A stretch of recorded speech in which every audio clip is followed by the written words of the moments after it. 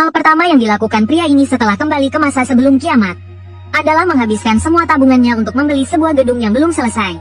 Semua orang menertawakannya, menganggapnya bodoh. Tapi hanya dia yang tahu kiamat akan datang. 80% umat manusia akan terinfeksi dan menjadi zombie. Dan mereka yang selamat akan saling membunuh untuk memperebutkan sumber daya. Saat itu, semangkuk mie instan bisa dijual dengan harga selangit. Sepotong sosis bisa membuat para wanita berebut untuk menikahinya. Tapi benteng kiamat yang dia bangun cukup untuk membuatnya bertahan hidup selama beberapa abad.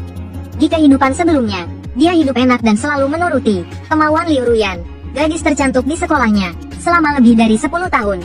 Namun, balasan yang dia terima adalah pengkhianatan tanpa ampun.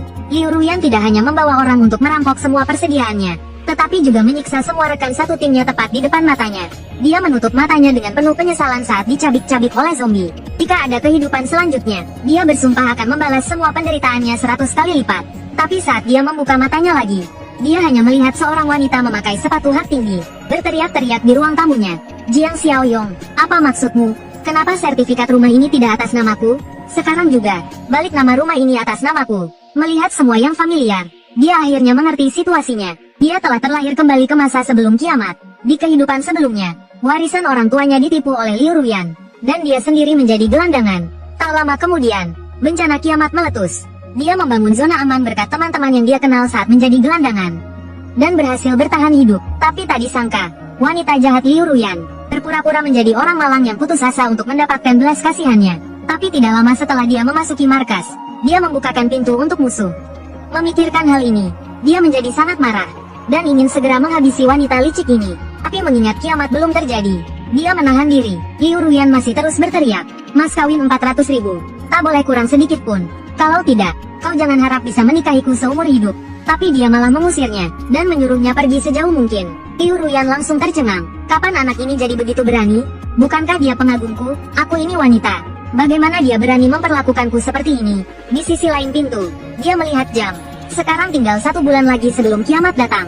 Dan dia harus membuat persiapan yang matang sebelum itu. Tiba-tiba, sebuah notifikasi muncul, dan mengganggu pikirannya. Ding, sistem kiamat telah diaktifkan. Miliki sebidang tanah, persediaan untuk 1 tahun. Dengan sistem ini, tampaknya balas dendamnya semakin dekat. Setelah menukar poin awal untuk modal awal, perutnya tiba-tiba keroncongan. Dia baru ingat di kehidupan sebelumnya, demi mengumpulkan uang mas kawin untuk Liu Ruyan, dia selalu berhemat dan kekurangan gizi. Karena telah terlahir kembali, dia harus memanjakan dirinya sendiri. Tidak lama setelah memesan makanan lewat aplikasi, makanan bintang Michelin yang dia pesan pun datang. Saat dia menikmati daging babi merah seharga 300 yuan per potong, sebuah panggilan telepon datang di waktu yang tidak tepat. Melihat ide penelepon, wajahnya langsung berubah dingin. Ternyata sahabat Liu Ruyan yang menelepon. Begitu panggilan terhubung, suara tidak sabarnya terdengar dari dalam. "Jiang Xiaoyong, bagaimana kau bisa memperlakukan Ruyan seperti ini? Kami ini perempuan, kau bahkan tidak rela memberikan hartamu. Bagaimana kau bisa bilang mencintainya? Di mana tanggung jawabmu sebagai seorang pria? Kalau sekarang kau datang membawa sertifikat rumah dan uang tunai 1 juta. Bersujud dan minta maaf. Aku akan bantu membujuk Ruyan.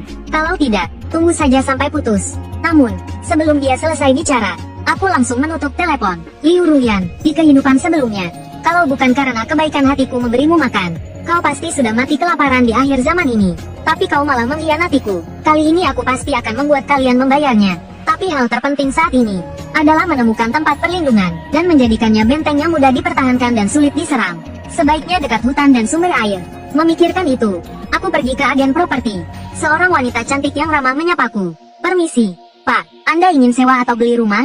Tapi sebelum aku bicara, manajer di belakangnya memotong. "Ning, cepat bantu pindahkan kotak di belakang." Wanita itu buru-buru menjelaskan bahwa dia sedang melayani pelanggan.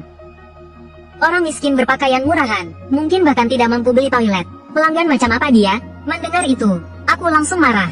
"Kau meremehkanku." "Ya, tapi manajer itu malah semakin sombong. Memangnya kenapa kalau aku meremehkanmu? Orang sepertimu, kalau kau mampu beli toilet, aku akan siaran langsung makan tai.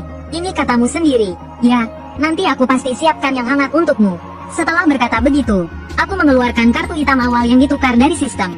"Nona, hari ini aku tidak mau sewa atau beli rumah. Aku mau beli tanah." Semua orang yang mendengarnya terkejut sampai memompol. Astaga, seumur hidupku, baru pertama kali melihat orang beli tanah. Ini baru orang kaya sejati. Tapi manajer itu masih meremehkan. Semua orang bisa menyombongkan diri. "Kalau nanti kau tidak bisa bayar, kau tahu akibatnya." Aku langsung memotong penjelasan Ning. Tidak perlu repot-repot, bantu aku cari tempat yang dekat gunung, sungai, dan akses jalan yang mudah.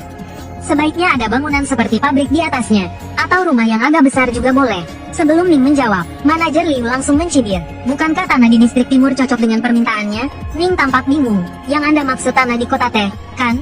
Tapi tanah di sana penuh dengan bangunan mangkrak, dan sampai sekarang belum selesai urusannya. Namun, manajer Liu masih tampak meremehkan. Jual apa? Kurasa orang miskin ini hanya datang untuk cari masalah. Namun, saat aku melihat peta alamatnya, aku menyadari bahwa tanah ini persis memenuhi kebutuhanku. Lokasinya di pinggiran kota sehingga bisa menghindari dampak wabah zombie skala besar di kota. Bangunan mangkrak yang dipagari kawat berduri pasti mudah dipertahankan dan sulit diserang. Ini juga bisa menghemat banyak biaya dan waktuku. Sekarang kurang dari sebulan lagi sebelum kiamat datang. Aku langsung bilang, bisakah kita tanda tangan kontrak sekarang? Ning langsung tercengang. Anda serius? Aku mencibir. Bukankah masih ada orang yang menunggu makanan hangat? Setelah membayar uang muka 300.000, aku menepuk bahu manajer Liu. Sekarang giliranmu untuk menunjukkan kemampuanmu. Kalau kau makan dengan lahap, aku akan memberimu hadiah virtual nanti. Setelah itu, aku pergi menuju pintu keluar tanpa menoleh ke belakang. Di belakangku hanya terdengar ejekan dari rekan-rekannya. Liu gendut, aku sudah memulai siaran langsung untukmu. Ususku sedang bermasalah hari ini, tapi aku jamin ini segar. Selanjutnya, kita hanya butuh persediaan yang cukup. Aku pergi dengan puas, tapi tidak menyadari seorang pria parubaya berpapasan denganku. Dia adalah Jiboda, ayah baptis Liu Ruyan. Apa yang dilakukan anak itu? Jiang Xiaoyong, di sini. Setelah mengetahui aku membeli sebidang tanah, dia segera menelepon Liu Ruyan. Kau tahu, Jiang Xiaoyong membeli tanah hari ini. Liu Ruyan langsung marah besar. Si miskin itu pasti menggunakan uang mahar dariku untuk membeli tanah. Beraninya dia. Di sisi lain, pada saat yang sama, aku sedang pusing memikirkan dana untuk mengumpulkan persediaan dan membangun pangkalan. Namun, tiba-tiba ketukan pintu yang tergesa-gesa menginterupsiku. Begitu aku membuka pintu, Liu Ruyan langsung membentakku. Jiang Xiaoyong, apa maksudmu? Berani-beraninya kau menghabiskan uangku. Apa kau gila? Mengamuk apa kau di sini? Liu Ruyan semakin marah. Jangan kira aku tidak tahu kau menggunakan uang mahar untuk membeli tanah. Ku beritahu, uang mahar itu milik wanita. Karena kau menggunakan uang mahar untuk membeli tanah, tanah itu milikku.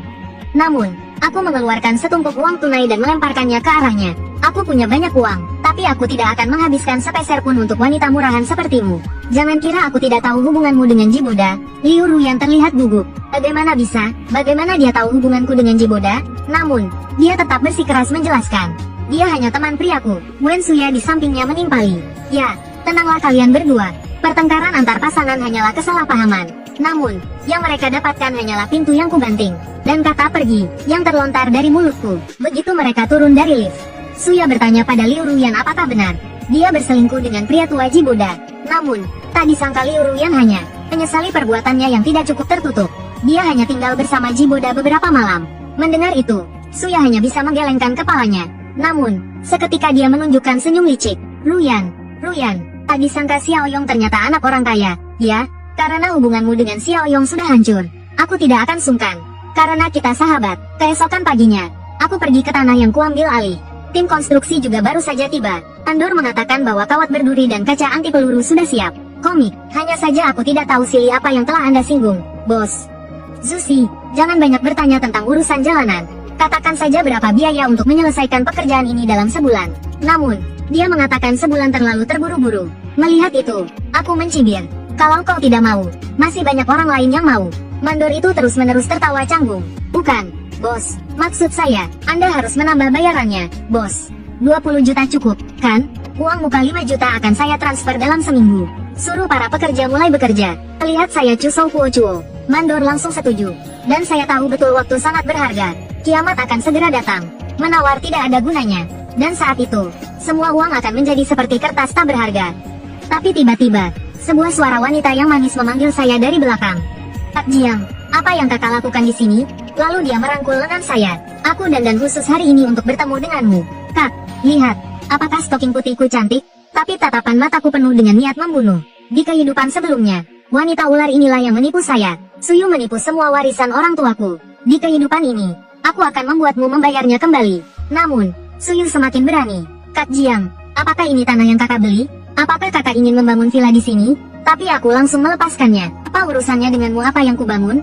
Melihatku begitu aneh, Suyu menggertakkan giginya. Kenapa dia bertingkah aneh hari ini? Biasanya dia akan tersipu hanya dengan disentuh. Hari ini aku sudah begitu agresif. Kenapa dia tidak bereaksi sama sekali? Tapi aku mengabaikannya. Aku berbalik dan berjalan menuju tim konstruksi. Suyu semakin yakin bahwa aku adalah anak orang kaya yang menyamar. Liu Ruyun sudah bertengkar denganku. Sekarang adalah waktunya baginya untuk naik tahta. Tidak lama kemudian aku pulang. Menggadaikan rumah ini ke bank hanya menghasilkan 3 juta. Uang ini bahkan tidak cukup untuk cicilan konstruksi pertama. Tapi sedetik kemudian aku tiba-tiba menyadari. Lagi pula kiamat akan segera datang. Tidak masalah meskipun aku menjual rumah ini ke banyak orang. Tapi saat aku sedang berpikir, pintu berbunyi lagi. Asteris ketuk-ketuk-ketuk asteris. Ternyata tetangga di bawah, orang tua sombong itu, mengandalkan uangnya, telah membeli lantai 1 dan 2, dan sekarang mengincar lantai 3-ku. Tapi rumah ini rencananya akan kugunakan sebagai rumah untuk menikah. Jadi aku tidak mau menjualnya. Jadi, orang tua itu terus-menerus mencari masalah. Menyiram cat, menumpuk sampah di depan pintuku, meletakkan karangan bunga, merusak lubang kunci, menggunakan segala macam cara licik. Ku marah. Orang tua, bisakah kau berhenti? Baiklah. Bukankah kau menginginkan rumah ini? Kujual padamu.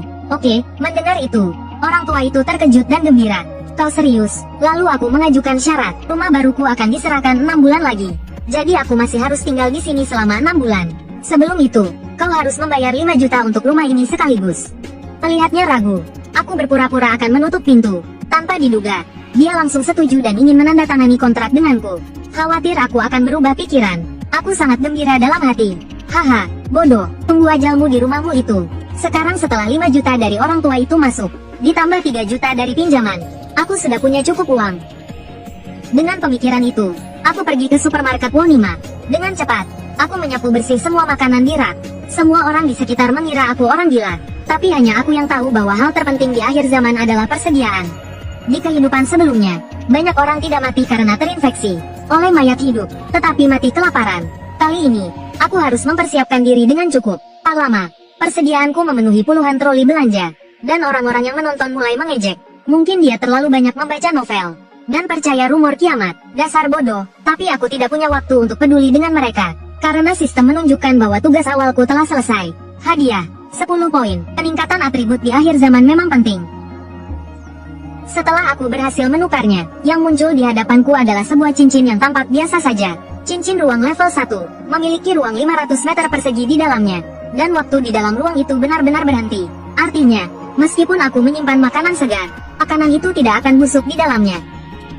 Saat aku menimbun makanan yang cukup untuk 10 tahun, aku mendengar sebuah suara. Siapa yang membuat keributan di sini? Orang yang datang adalah seorang pria berwajah galak.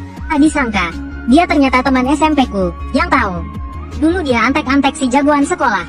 Dia terkenal suka menindas yang lemah dan takut pada yang kuat. Saat sekolah dulu, dia sering berkonflik denganku. Jiang Xiaoyong, apa yang kau lakukan? Kembalikan semua barang ini ke tempatnya. Kalau tidak, aku tidak akan sopan. Ku hanya tertawa dingin. Beginikah caramu memperlakukan pelanggan? Wonima, bayar semua ini, atau jangan harap bisa keluar dari sini.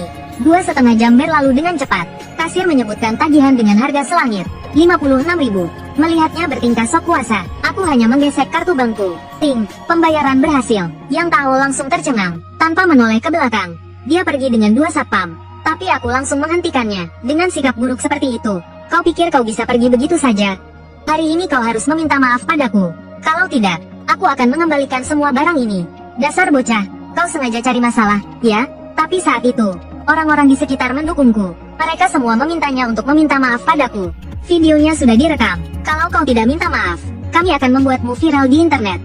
Aku tersenyum. Ku bilang, selama permintaan maafmu tulus, aku bisa membeli persediaan 10 kali lipat lebih banyak lagi. Kalau tidak percaya, lihat saja saldoku di mesin kasir. Dengan bunyi ting lagi, Yang Tao tercengang melihat saldoku yang lebih dari 7 juta. Dia hanyalah seorang kapten satpam kecil. Bagaimana dia bisa macam-macam dengan orang kaya sepertiku? Dia segera membungkuk 90 derajat. Tuan, maafkan saya tidak tahu Anda orang penting. Ingat, lain kali jangan sembrono. Beri kesempatan pada orang lain, mengerti? Saat aku hendak pergi, Yang Tao memanggilku dengan hormat. Tak Yong, kamu beli sebanyak ini mau ngapain? Kalau mau bisnis besar, barang di gudang supermarket nggak cukup. Harus cari grosir. Mendengar itu, aku langsung tertarik. Karena kamu kerja di supermarket, pasti kenal grosir, kan?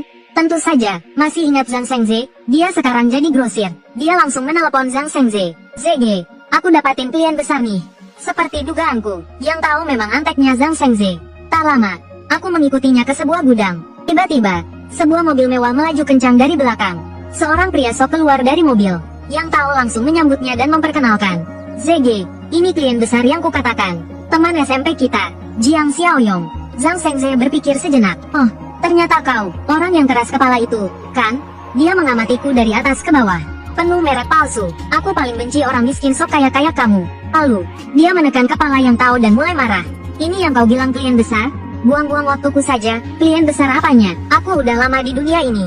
Bisa langsung tahu siapa yang kaya dan miskin. Aku mencibir. Kayaknya penampilanku memang kurang meyakinkan. Sampai orang bodoh yang suka merendahkan orang lain pun tidak terkesan. Detik berikutnya, Zhang Shengze menarik kerah bajuku. Ulangi sekali lagi. Ku bilang kau suka merendahkan orang. Kalau sikapmu begini terus, aku nggak masalah berbisnis dengan orang lain. Setelah menerima notifikasi transfer 1 juta, Zhang Shengze terkejut. Seriusan? Nih, dia langsung berubah sikap. Bos, mau barang apa? Beras, minyak, garam, gula, camilan, minuman. Semua makanan dan minuman. Aku ambil semua. Mendengar itu, Zhang Shengze tersenyum licik. Keberuntunganku bagus banget. Baru saja dapat kiriman makanan hampir kedaluarsa. Langsung ada yang beli. Kalau kamu borong semua, ku beri diskon 10% dari harga grosir. Gimana? Aku memutuskan untuk memeriksa kualitas barangnya dulu.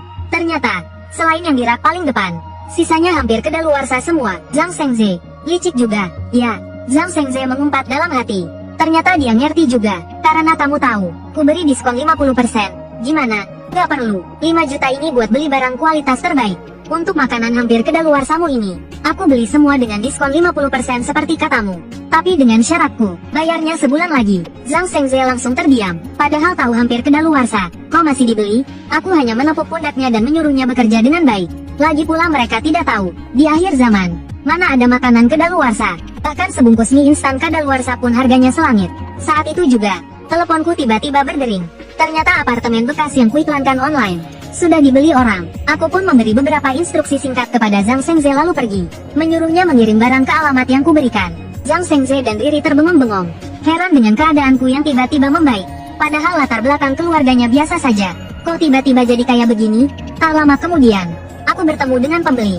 Tak disangka, pembelinya adalah seorang kakek desa yang sederhana. Dia datang membawakan uang muka 400.000 dan menyetujui syaratku untuk mengosongkan apartemen dalam 3 bulan. Aku pun merasa heran. Kakek ini bahkan belum melihat apartemen dengan teliti tapi sudah mau membayar uang muka dan menandatangani kontrak. Seberapa mendesaknya dia ingin membeli apartemenku? Sejujurnya, cucu perempuanku harus pindah sekolah dan butuh apartemen ini untuk mendaftar, katanya. Saya sudah berkeliling beberapa kali di sekitar sini, dan hanya apartemen Anda yang dijual. Tuan Jiang, Anda jangan sampai ingkar janji ya. Melihat itu, aku tersenyum licik. Kakek, Anda langsung terbuka begini. Tidak takut saya menaikkan harga? Mendengar itu, wajahnya tampak ketakutan. Tuan Jiang, uang untuk membeli apartemen ini adalah seluruh tabungan 2 generasi keluarga kami. Aku pun menghela nafas, lalu menandatangani kontrak. Melihatnya membungkuk dan bersiap untuk pergi. Ku merasa iba, berada di kelas bawah dan bersikap baik serta sederhana. Dia dan cucunya di akhir zaman yang akan datang, mungkin tidak akan bertahan hidup lebih dari sebulan.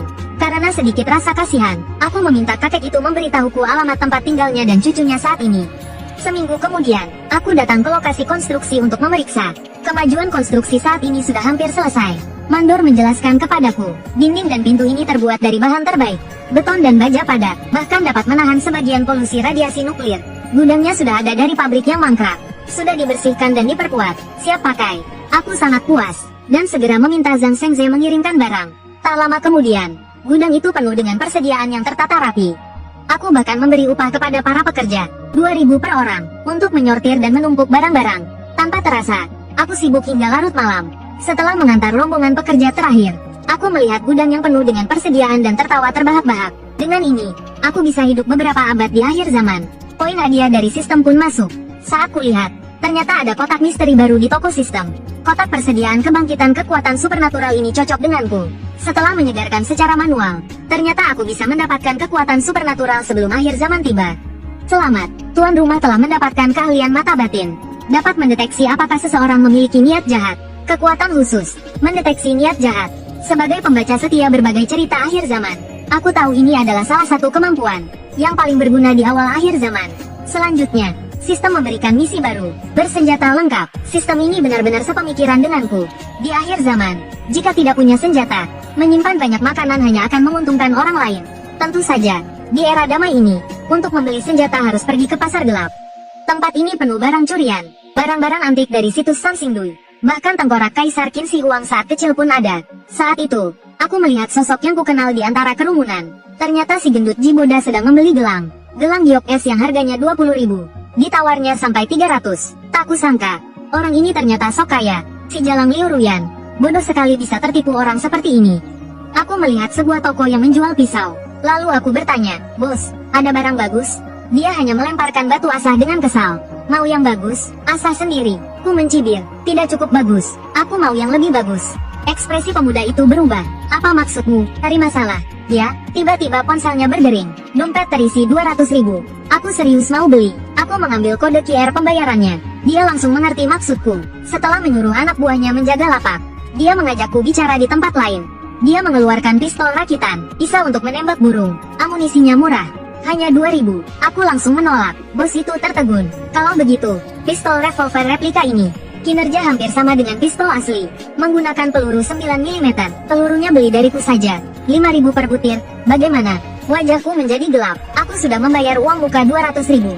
Kau memberiku barang seperti ini. Tidak pantas." Mendengar kata uang muka, penjual itu terkejut. Setelah mendengar aku ingin membeli senjata senilai 2 juta, bos itu langsung mengumpat, "Bos, Anda ini kerja apa? Pesanan sebesar ini, Anda cari saya?" Aku melanjutkan dengan tenang. "Dulu urusan ini ditangani anak buahku. Akhir-akhir ini ada sedikit masalah. Jangan banyak tanya. Katakan saja bisa atau tidak." Mendengar itu, penjual itu langsung mengunci pintu. Setelah memastikan tidak ada yang menguping di luar, dia menatapku dengan serius. "Anda tepat sekali mencari saya. Saya bisa urus ini untuk Anda. Anda tulis daftarnya. Nanti saya kasih alamatnya. Lusa malam jam 12. Anda bawa mobil ke sana untuk transaksi. Ingat bawa uang tunai." Aku pun puas dan pergi bersamanya. Tak disangka, saat keluar aku bertemu Jiboda. "Bukankah ini Xiao Yong?" Kukatakan. "Akhir-akhir ini kau jadi royal dan mengabaikan Ruyan. Kelihatannya keluargamu punya harta karun ya? Jangan-jangan kebanyakan nonton berita viral. Mau ikut-ikutan jual harta keluarga?" Aku malah tersenyum. Pas sekali untuk menguji kekuatan baruku. Saat aku mengaktifkan mata hati, muncul tanda di atas kepala Jiboda dan penjual itu. Melihat penjual itu sangat menyukaiku, aku langsung menantang Jiboda. "Jadi, Liu Ruyu jatuh cinta padamu karena barang-barang palsu dan bekas ini?" "Barang-barang palsu dan bekas ini? Lagi pula, dia hanya barang bekasku. Jadi hanya pantas mendapatkan ini." Melihat Jiboda langsung marah, aku segera memberi isyarat pada penjual itu. "Jangan sampai membunuhnya. Aku punya rencana lain untuk nyawanya." Penjual itu langsung tertawa dingin. "Mengerti, bos. Silakan urus urusanmu. Serahkan orang ini pada kami untuk diajari." Belum selesai bicara, sekelompok orang mengepung Jiboda. Dia ketakutan dan mundur terus. "Bos, ada apa? Bicaralah baik-baik." Namun, tak lama kemudian, dia dipukuli hingga babak belur. Setelah dilempar keluar dari pasar gelap, Jiboda masih berteriak dengan tidak terima. "Jiang Xiaoyong, bajingan, tunggu saja. Aku akan membuatmu hidup sengsara dan mati pun tak bisa." 2 hari kemudian, di pinggiran kota yang sepi di malam hari, aku berhasil mengangkut puluhan ton senjata ke gudang. Melihat berbagai macam senjata panas, aku merasa lega. Dengan ini, kebenaran ada di tanganku. Di akhir zaman, aku tidak akan takut lagi pada kelompok penyintas. Tugas persenjataanku juga baru saja selesai. Tanpa diduga, sistem memberiku bonus tambahan. 1 dosis ramuan peningkatan fisik tingkat 2. Tanpa pikir panjang, aku menyuntikkannya ke lenganku. Setelah rasa sakit, aku terkejut mendapati fisikku bertambah 2 poin. Rata-rata fisik pria dewasa hanya 5. Ini setara dengan peningkatan kekuatan sebesar 40%. Dan aku kebetulan punya 20 poin. Lebih baik tukarkan dengan ramuan untuk memaksimalkan fisikku. Setelah menggunakan dosis kedua, fisikku mencapai 8 poin. Ini 60% lebih kuat dari orang biasa. Kebetulan aku akan mencari target untuk mencobanya. Aku mengambil batang baja bekas di gudang. Dengan satu tendangan, batang baja itu bengkok menjadi 2. Ujungnya bahkan menancap ke dinding. Sepertinya sekarang, bahkan dengan tangan kosong, ku tidak bisa dibandingkan dengan orang biasa. Bahkan jika aku melawan zombie yang belum bermutasi di awal kiamat, aku tidak akan takut. Memikirkan bahwa senjata-senjata ini tidak memakan banyak ruang. Untuk berjaga-jaga, aku menyimpan puluhan ton senjata itu ke dalam ruang dimensiku. Kiamat akan dimulai lusa. Aku berpikir apakah ada yang terlewat. Tiba-tiba, sosok lelaki tua desa yang jujur dan sederhana muncul di benakku. Meskipun aku telah mengalami hidup dan mati serta kejahatan manusia di kiamat, karena aku sedang luang, aku akan mengirimkan beberapa persediaan kepadanya. Soal apakah dia bisa bertahan di kiamat, itu tergantung nasibnya. Keesokan paginya, aku pergi ke alamat yang diberikan lelaki tua itu.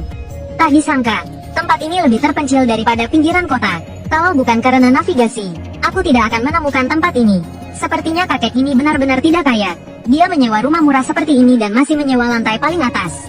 Lalu aku mengetuk pintu rumahnya. Agar tidak menimbulkan kecurigaan orang lain, aku mengeluarkan persediaan terlebih dahulu dan menumpuknya di depan pintunya. Melihat kedatanganku, lelaki tua itu sangat terkejut. Dia mengira itu adalah pemilik rumah yang datang untuk menagih sewa. Dan melihat tumpukan persediaan di depan pintu, dia semakin bingung. Tanpa sempat menjelaskan, aku meminta lelaki tua itu untuk membantuku memindahkan barang-barang ini ke dalam. Barang ini tidak boleh dilihat tetangga lain. Setelah sibuk beberapa saat, aku melihat sekeliling. Tempat ini cukup luas. Pintu ini juga lumayan kokoh. Seharusnya bisa menahan zombie tingkat rendah. Lalu aku mulai berpesan padanya untuk merencanakan penggunaan persediaan ini dengan baik. Setidaknya cukup untuk hidup selama 6 bulan. Tapi sebelum aku selesai bicara, aku tertegun. Sebuah foto di sudut dinding membuat hatiku sesak. Gadis berambut pendek dan lugu dalam foto itu sangat kukenal. Dia adalah rekan satu timku setelah kiamat pecah di kehidupan sebelumnya. Gadis yang kuat dan berani itu. Namun, dia juga sangat perhatian padaku. Patua, apakah cucu perempuanmu bernama Meng Sanshan? Suaraku sedikit gemetar. Bagaimana Anda tahu? Kenangan masa lalu membanjiri pikiranku. Dia tidak pernah menceritakan latar belakang keluarganya padaku. Dan aku hanya tahu bahwa kakeknya meninggal di reruntuhan. Untuk menyelamatkannya, dia pernah menyatakan perasaannya padaku.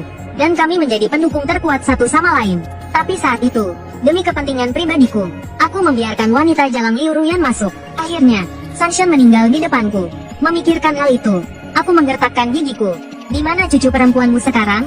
Pak tua itu mengatakan dia masih bersekolah di kampung halamannya. Aku meletakkan bingkai foto itu dalam diam. Di kehidupan ini, biarlah aku yang menebus dosa masa lalu. Setidaknya kali ini aku harus menyelamatkannya. Jadi aku menceritakan yang sebenarnya kepada Pak tua itu. Kalian tidak bisa pindah ke rumahku. Mulai besok, dunia ini akan menjadi neraka. Baik rumahku maupun status sekolah cucumu. Semuanya tidak penting lagi. Sekarang ikut aku ke sekolah Sanshan. Aku akan mengatur tempat tinggal baru untuk kalian. Namun, setelah aku bicara panjang lebar, Pak tua itu tidak mengerti sepatah kata pun. Aku hanya bisa menjelaskan bahwa akan terjadi kelaparan. Betapa menyedihkan dan mengerikannya orang-orang di masa kelaparan. Anda pasti bisa membayangkannya, kan? Tapi bagaimana bisa terjadi kelaparan di masa damai ini? Lihat bahwa aku tidak bisa menjelaskannya. Aku membuka ruang dimensiku dan menyimpan semua yang ada di rumah ke dalamnya. Sebelum dia pulih dari keterkejutannya, ekspresiku menjadi serius. Ini adalah kekuatan superku, dan aku juga bisa melihat masa depan. Sanshan adalah orang yang sangat penting bagiku. Untuk menyelamatkannya, mulai sekarang, semuanya harus dilakukan sesuai perintahku. Setelah seharian perjalanan, akhirnya aku tiba di sekolah di kabupaten tetangga. Pak tua, tahukah Anda di kelas dan asrama mana Sanshan berada? Pada saat yang sama, banyak siswa berkumpul di lapangan. Seorang gadis berkuncir kuda tinggi tiba-tiba menamparkan wajah gadis lain. Jalan, ku tidak mengerti. Apa bagusnya dirimu? Bagaimana mungkin Zhang Xiaosheng menyukaimu? Gadis yang dibully itu adalah Sanshan. Dia menutupi pipinya yang terluka dan membela diri. Sudah kubilang aku tidak ada hubungannya dengan dia. Dia sendiri yang menggangguku. Tapi sedetik kemudian, dia ditendang di perut oleh gadis lain yang mengenakan rok. Jalang kecil, kau pikir kau bisa mengelak? Dasar jelek, apa maksudmu? Kau bilang Zhang Xiaosheng mengejarmu tapi kau malah menolaknya? Dia menjambak rambut gadis itu. Tanggalkan bajunya. Tiba-tiba sebuah suara menghentikan mereka berdua. Apa yang kalian lakukan? Kedua gadis itu melihat kakek Sanshan. Mereka pun mulai mengejek dengan sombong. Bukankah itu kakeknya yang tak berguna? Orang udik dari desa, melihat cucunya ditindas. Kakek itu membentak dengan marah. Tapi ia dihadang oleh beberapa preman SMA bersenjata tongkat. Urusan anak muda, apa yang kau ikut campur? Orang tua? Tanpa disangka, kakek itu menerobos masuk tanpa mempedulikan bahaya. Kalian anak-anak sialan, apa kalian tidak punya orang tua yang mendidik kalian? Menindas teman seperti ini. Melihat seorang siswa hendak memukul kepalanya, aku menangkap tongkat di tangannya dengan satu tangan. Masih muda tapi tidak belajar yang benar. Malah belajar jadi preman. Tapi mereka tidak menunjukkan tanda-tanda mau berhenti. Dari mana datangnya orang miskin ini? Bajingan kecil, aku belum pernah dengar kau punya kakak. Namun sebelum mereka selesai bicara, aku melempar pemimpin mereka sejauh 2,5 meter. Melihat itu, mereka berdua ketakutan. Astaga, anak ini jago berkelahi. Kita serang bersama. Aku hanya membalas dengan tatapan dingin. Lalu dengan cepat menghindar dari serangan tongkat baseball.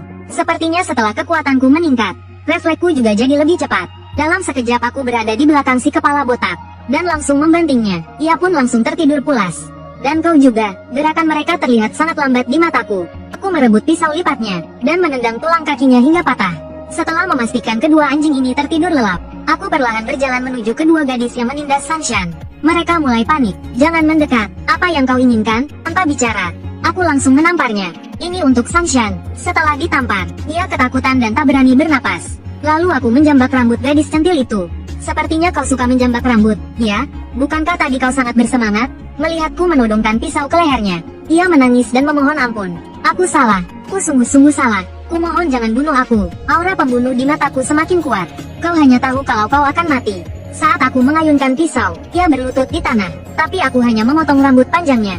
Ingat, lain kali yang putus adalah kepalamu. Tapi kau juga tidak akan punya kesempatan lagi. Beberapa hari lagi, mungkin rambut pendekmu bisa menyelamatkan nyawamu. Sebenarnya aku ingin membunuh binatang ini. Tapi melihat Sanshan ketakutan, aku pun berhenti. Saat ini dia belum mengalami ujian akhir zaman. Aku agak keberatan dengan pembantaian seperti ini.